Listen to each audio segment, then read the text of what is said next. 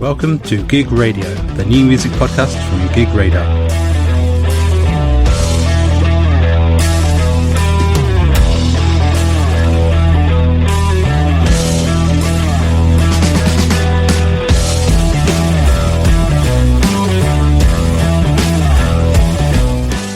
Hey guys, and welcome to episode 12 of Gig Radio, the new rock and metal podcast from Gig Radar. We've got a great episode for you today that includes an interview with Colin Doran, the frontman of brand new project They Fell From The Sky, and formerly of early 2000s heroes 100 Reasons. And with this brand new British band warming our ears this week, we thought we would restrict this episode to all things new British rock and metal. So we're going to play you Colin's new band's debut single, along with a whole host of brand new music from British bands. Hi guys, I'm Jay. And I'm Aaron. And we're from Idols to Ashes, and you're listening to Gig Radio. We're going to kick this episode off with a track from our current new band of the week. The band is called Beyond Extinction. They're from Essex, and they fuse metalcore with deathcore and death metal. They also have fairly lofty ambitions of becoming one of the big UK metal bands, but with tracks like God Complex, these aren't hollow claims. This is a band that's going places. And, of course, they're very heavy. Get a taste for yourself with God Complex by Beyond Extinction.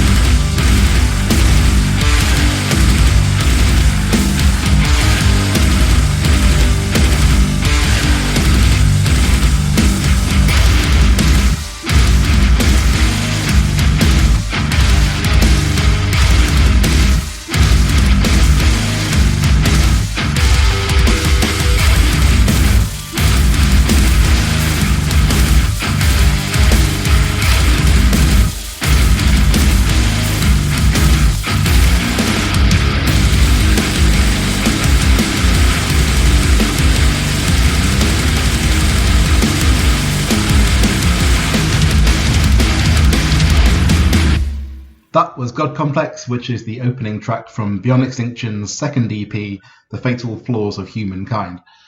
To find out more about the band, just head over to our website, gigradar.co.uk, to check out the interview with them. Up next, we've got our interview with Colin Doran from the brand new band They Fell From the Sky. The band is a project between Colin, Jason Bold, who is in Pitch Shifter and Bullet for My Valentine, and several others. They've just released their debut single, Dry. So we had a chat with Colin about the new band, the differences between launching a band now and doing so in 1999 with 100 Reasons, and much more. So enjoy the interview, and we will roll it straight into the new single, Dry. Hey guys, we're here having a chat with Colin Doran, who's formerly of 100 Reasons, of course, and is now with the brand new band, They Fell From the Sky. Colin, thanks a lot for joining us. It's great to talk to you. How are you doing? I'm good, thank you. Just chilling out on a nice Friday afternoon. So, yeah, nice to see you. Lovely stuff. Obviously, we're talking at a time where lockdown is ongoing, but we're on the verge of things starting to kind of ease up and open up in the UK. I wanted to ask you, how the lockdown has been for you and what you've been kind of doing to keep yourself busy during that period. I've been quite lucky. I have a house and I have a garden. So I know there's probably people that have done better than me, but I've also, I think, fared better than some others too. So I think lockdown has made me appreciate things a lot more in a positive way, things like family, spending a lot more time with family and actually not pissing each other off has been a bonus. That's worked out quite well. So I'm also been quite lucky in the fact that, the role that I have as my day job, if you will, has meant that I've managed to keep working. So I haven't had any issues in terms of that either. So, I mean, lockdown's not been ideal, I think, for many people. But I think it's been okay. I'm doing okay. Good stuff. So the main reason we're chatting to you today is because you've started a new band called They Fell From the Sky. For anyone who's around my age and into rock music, this is really exciting news. It's like the super group of dreams between 100 Reasons and Pitch Shifter. But I know you and Jason collaborated on his other project, This Is Menace. Yeah, that's right. Yeah. How did this guy come about, and who else is involved in the band? So I think, Jason and I, we always sort of seem to do stuff on and off together anyway. And I think we just had a pretty good relationship in terms of, when we sort of hung out doing This Is Menace stuff. So, yeah, I mean, you just kind of had a couple of ideas floating around and he threw them my way and I really liked them. And then it sort of started from there. It started quite some time ago, actually, like a really long time ago. And it's something that's kind of just been worked on. A lot of the songs have had a few different sort of iterations as they've sort of come to fruition. And I think that's been actually quite a nice thing to just be able to work on something that doesn't really have any pressure to it. Yeah. You're not trying to get anything out of it other than to have other people hear it. That's all we've really wanted. So no sort of lofty goals to suddenly try and have a go at being a, full-on musician again or something like that. And just along the way, we had a couple of other people that were interested and helped out too. So we had Leah and Mez, who played bass on it.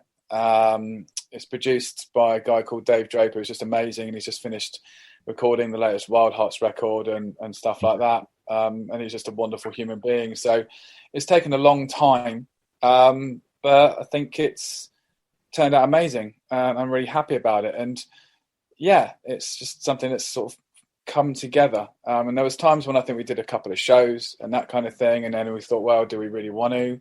Is this something we want to pursue? And again, you kind of have those conversations, when you're in a young band trying to get out there, it's a very, very selfish thing.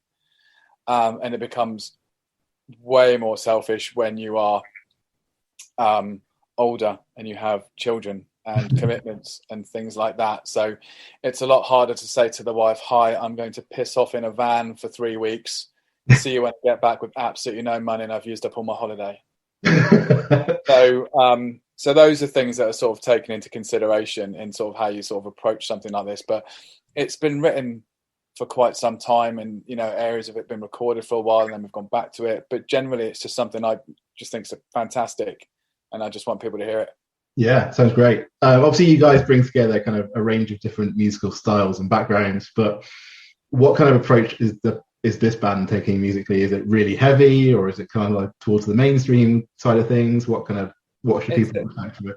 I mean, the one thing that I always do when I write, and I think Jason's in the same sort of boat, is and Dave Draper wrote some of it too, but it's just about writing what you like, and not really worrying about what the end result will be. It's when you go into a room or you listen back to it and go, do you really like that? And if the answer is yes, then that's fine. I mean, you know, if I'm going to write something, generally I make rock music. That's kind of what I do. So it's kind of going to end up that way anyhow. But there's definitely no restrictions that go on the writing. It's just, is it a good song, and do you really like it, and you want to, you know, put it out there, and that's the only real thing. You know, genres, you know, at the end of the day, you know, people will put their own thought processes into what they feel the genre is, and they'll put a label on it, but you leave that to other people to do that. Exactly, yeah. I think these days genres are much more fluid. I think we're seeing a lot, for example, we're seeing a lot of bands that are metalcore, but they also have elements of like electro, and they'll throw in like EDM and different sounds in different songs as well. So I think these days it's much less of an issue, to be honest. Well, yeah, and I mean, if you continue down the same path with writing music, then it just becomes a derivative anyway, and it just becomes less and less interesting. Exactly. Unless you're kind of one of the originators of a certain sort of style, but generally that's how it kind of turns out. So yeah, just, I mean, there's songs on there that are really heavy. There's stuff on there that's like amazingly melodic, and some of the choruses on it are just absolutely huge. But in other areas it's shouty and mean and dirty. So it just kind of depends on, you know, what you're doing at the time. And when I kind of sing, I spend quite a lot of time not just thinking about the notes, but genuinely thinking about the sound that I'm trying to achieve. So and I think that's kind of, I think, a little bit about sort of what lends itself to being sort of quite different anyway in some areas, at least from what I'm used to doing. Cool, sounds good. The first taste we've got of this is Dry, which is the first single from a debut album, which is coming soon. What should people be expecting from Dry as a first taste of the band? It's really just a statement of intent. It's quite heavy. It's got a bit of melody in it.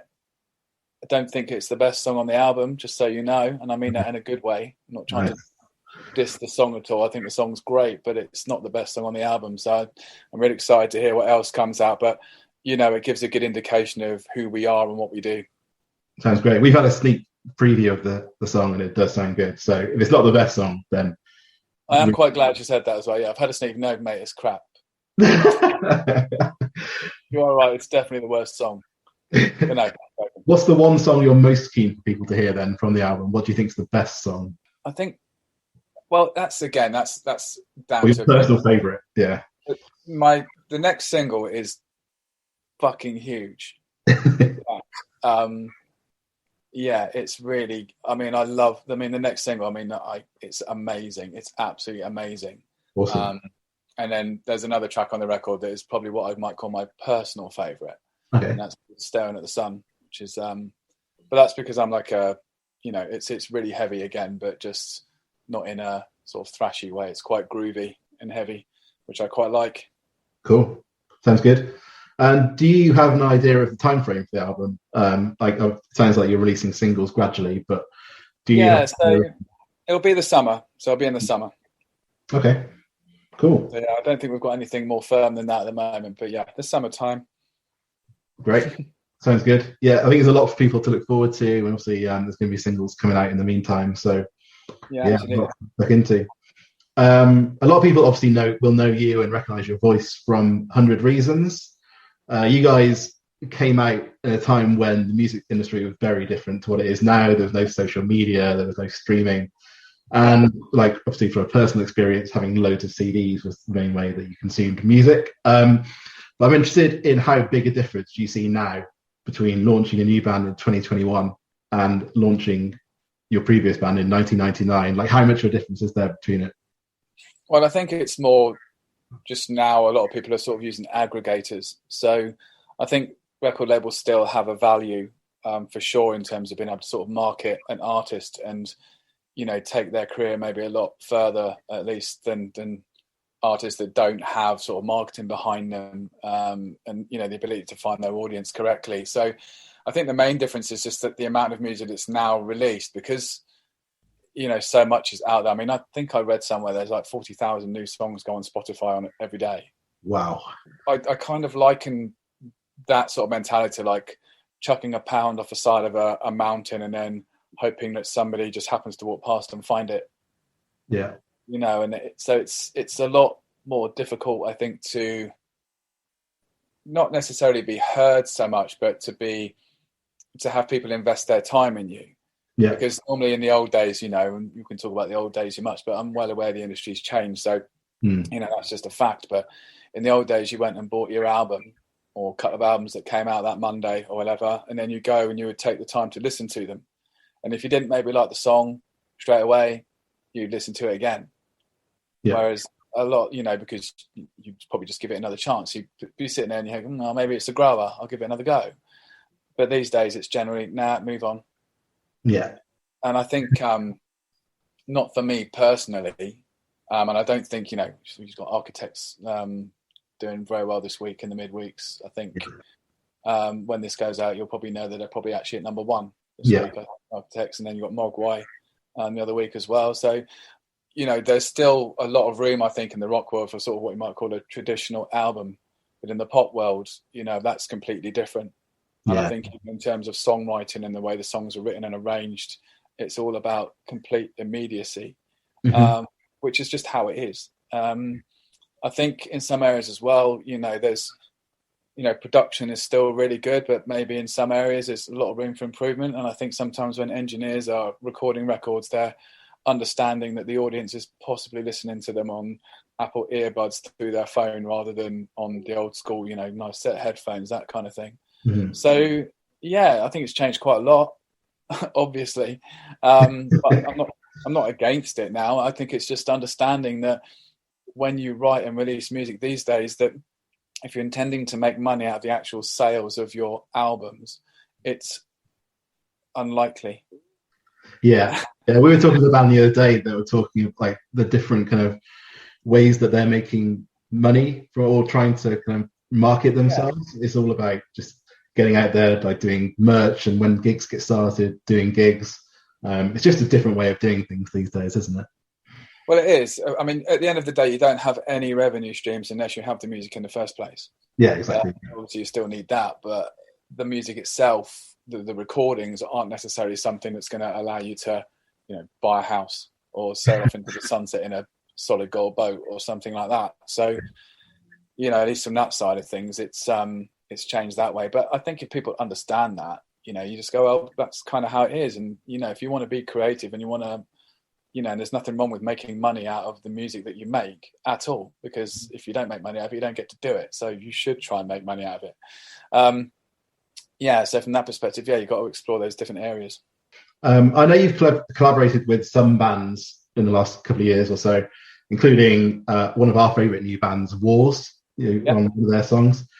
I'm interested in whether you listen to you mentioned Architects as well. Do you listen to new bands, and what kind of music are you listening to at the moment? I think I don't necessarily consciously listen to new bands. I tend to just listen to music as and when it crosses my path. So I don't necessarily actively seek out, what's all going on this week, what's happening here and there and all that kind of stuff. I don't tend to feel the need to be as on it as maybe I was, a bunch of years ago. The whole Wars thing was just really good fun. I got like an email from Matt O'Grady, who's the producer, and he sort of reached out to me, and it was just a good song. And I got a lot of love for those guys as well. They're just really nice people. Yeah. And, we still talk now, and catch up on the phone and stuff. And, cool. They're just lovely people. And I think when something like that happens, it's not about anything other than a chance to be creative and do something cool. And that's kind of why I went in. That's kind of why I did it. And I do get offers to do stuff, but it's very rare that I do it. Just because it's maybe not really the right thing for me to do, or just something I'm just start sitting and thinking, well, I want to care about what I do. rather than just to do everything or anything that kind of comes my way. Okay, cool. Obviously, we focus on new rock and metal bands, so it's a little bit different for us to be able to chat to someone who's been there and done it and is doing it again. I wondered if you have any advice for a brand new band who's looking to get their music out there in 2021. I think just, it's a social media age. So just make sure that you're on it with your socials. Make sure that you're, communicating with your fans or potential fans. Don't look at everybody as a cash cow. Look at people, look at everything that someone that's interested in your music as like an ongoing relationship. And just treat people well, treat people kind. If you're going to go out and play shows, which hopefully you will do soon, be that band that everyone just gets on with. And just don't be a dick, because no one cares about you later on, right? If your band doesn't make it or doesn't do very well, the only thing they'll remember from you is your music was, what it was, good, bad, average, whatever. But they will remember that you're a bell end. Yeah. So just be nice to people and just, be cool. Doesn't matter what mood you're in, but just be cool. And, a lot of opportunities come that way. I don't think we were massive fans of every single band that we toured with, because you're just not going to be. Yeah. But at the end of the day, if you can connect with somebody on a human level and just go, they're just really nice guys, that does actually help people like your music more. Yeah. I was listening to, I don't know if you heard of this podcast called Sappenin Podcast. Yeah, I think that's happening, with Sean. Yeah. He did an episode with, I think, one of the fellow members of his band, The Blackout, and they both mentioned the same band as being dickheads. So yeah, like you say, like if you're a dickhead, people will remember it like 10, 20 years later, and that's all they'll remember. Yeah. And the one thing is that, yes, have your style, have your branding, have your image and what have you, but just don't let that be the be all and end all, because, that isn't the be all and end all. Just don't be shit. Be good and know when you're shit and be honest about it. And that's the only thing I would say. You're going to be your own filter, but don't go in blindly thinking that, everything you do is the best thing ever, because it absolutely isn't. And the amount of shit ideas that are on the cutting room floor of any band, including the bands I've been in, is hilarious. And also, if you're just trying to literally make those first steps, play shows, be shit, because you got to learn and you got to get good by learning.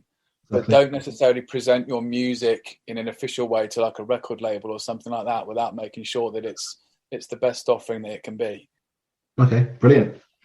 Going back to They Fell From the Sky, also you've got the album coming up, you've got a few singles coming out. What else do you guys have planned through the rest of the year? Well, I think the idea at the moment, and I'm going to just add the caveat in here to say never, but the intention is for it to be just a studio project, to get people to just listen to it and hopefully enjoy it, or if not, hate it. It's up to you. Honestly, I won't lose any sleep if you hate it. So yeah, just listen to the music, enjoy it if you do, and then if not, move on. But that's just all I really want. I just want people to hear it. Are there any inspirations behind the album, or any kind of key themes or topics that have kind of inspired you to write it?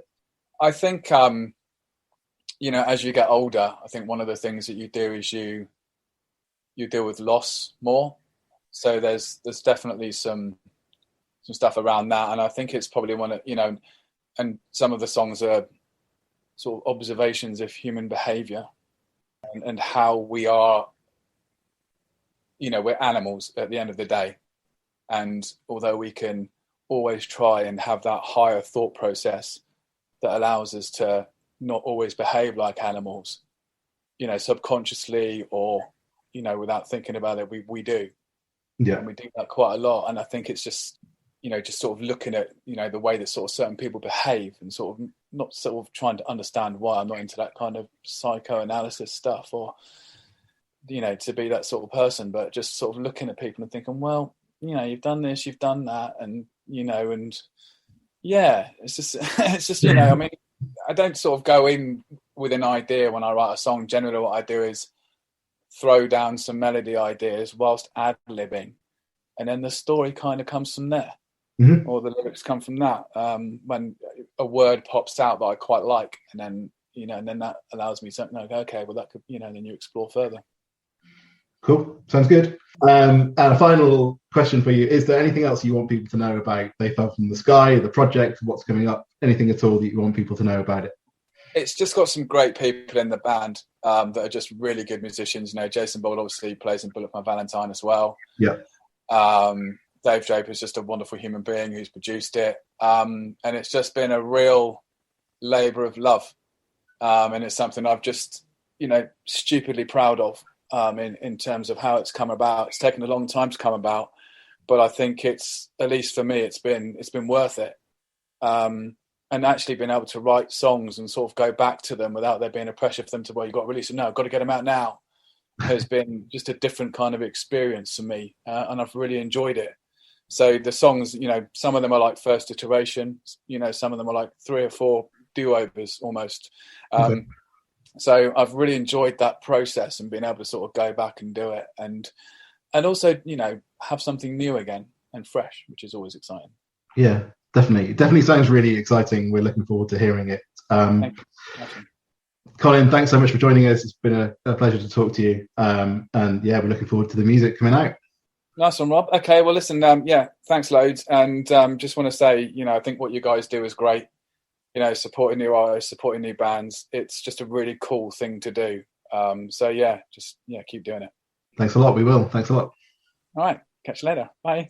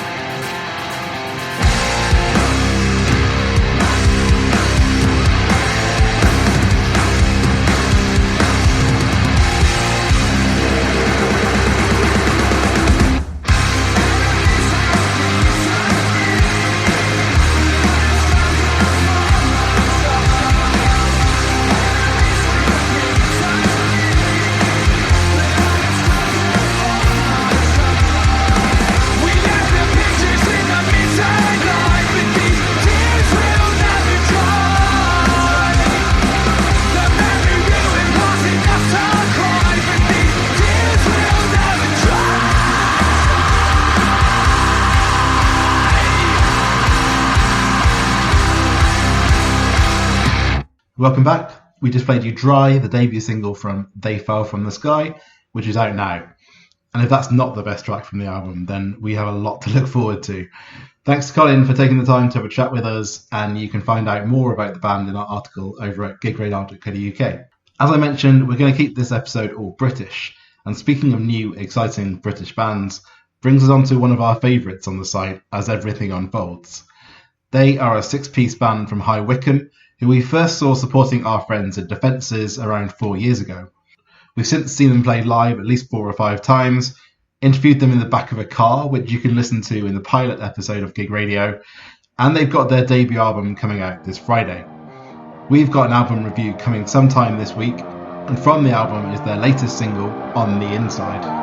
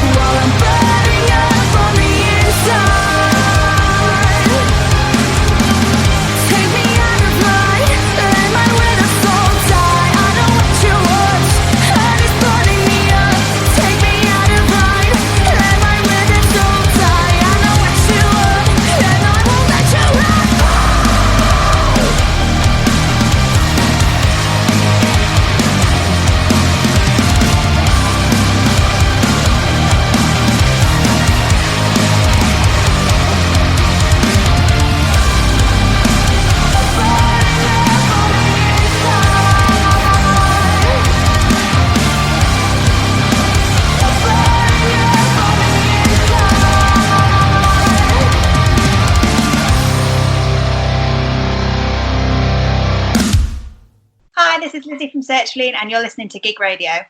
That was On the Inside from As Everything Unfolds. And like I said, keep an eye out on the website for a review of their debut album, because it is absolutely huge and you're going to want to listen to it. So keep an eye out for that. Up next is another brand new track from another exciting British band whose name also begins with As. As December Fools are a pop rock meets pop punk band from Nottingham. They're totally independent, which has seen them build a really loyal fan base. This is their new single, Tears, which was released last Friday.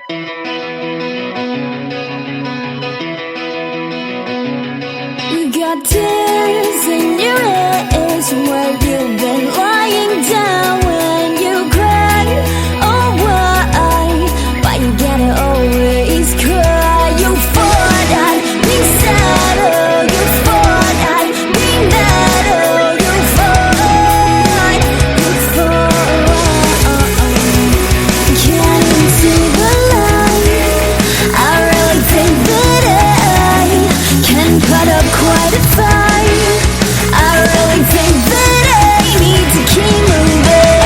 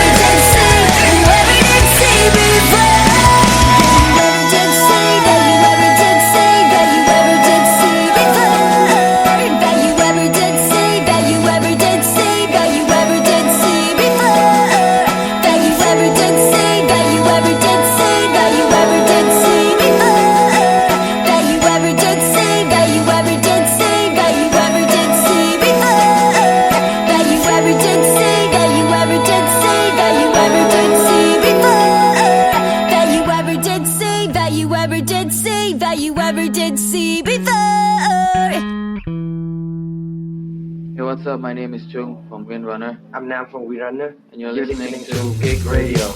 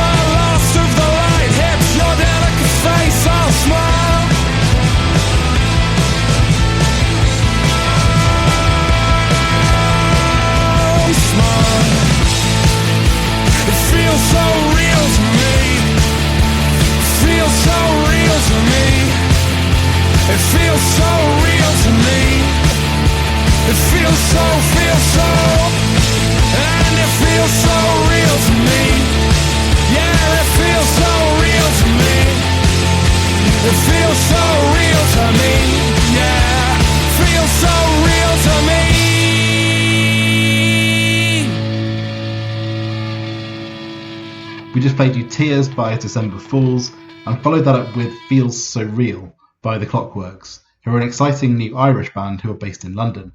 We published an interview with the band on Friday, and you can read that over at gigradar.co.uk. Now, this podcast is being released exactly 1 year to the day since I arrived back in the UK after having to cancel my travel plans and went into lockdown.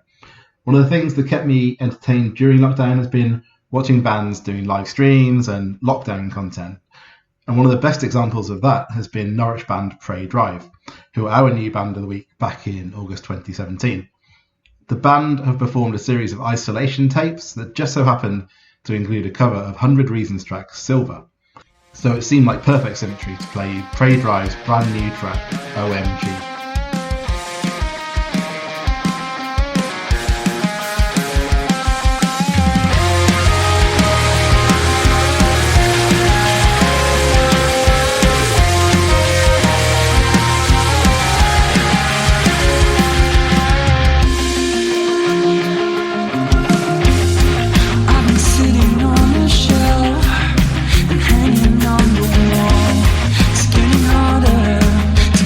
Myself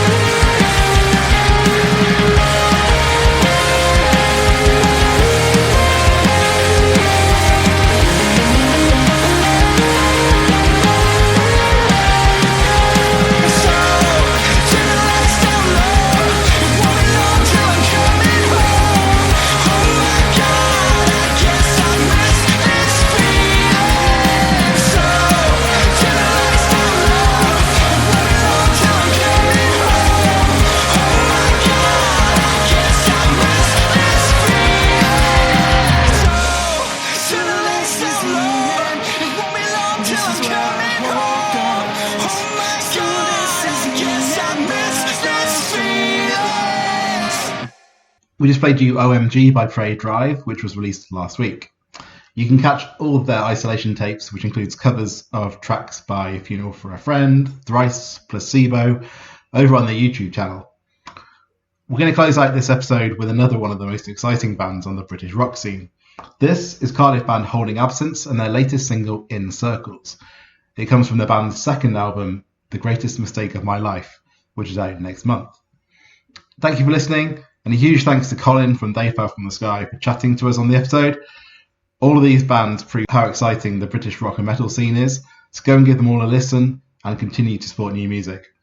Also, if you enjoyed this episode, then do please consider giving us a review and giving us a rating on whatever podcast platform you use, as it really helps us to grow and improve the podcast for the future.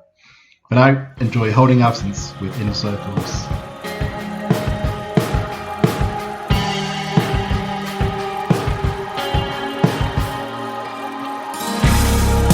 Crushed like a bug, undone. The weight of listlessness. Maybe I could have learned how to fly, but my wings never sprouted. People just go on and on in circles, in circles.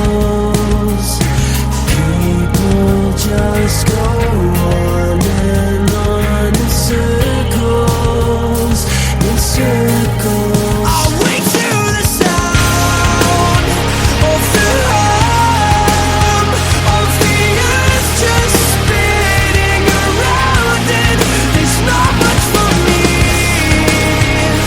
to tell, but count the days and look at photos of you. People just go on and on in circles, in circles. People just go on and on in circles, in circles. To thought that I was worth more than just a short life and a lifetime under dirt. Dare to dream, that's what you told me. There's more to life than just your reluctant love, your begrudging touch. You sat like the sun, maybe that's enough. But if we lay here, maybe we could stay here, maybe we could die here. Wouldn't that be fine, dear? I'll wait till the sound of the hum of the earth just spinning around, and there's not much for me to tell, but count the days and look at photos of you. People just go on and on in circles, in circles. People just go on and on in circles, in circles. People just go inside of this country circles, just like a flower too afraid to blow. People just go inside of this country circles, in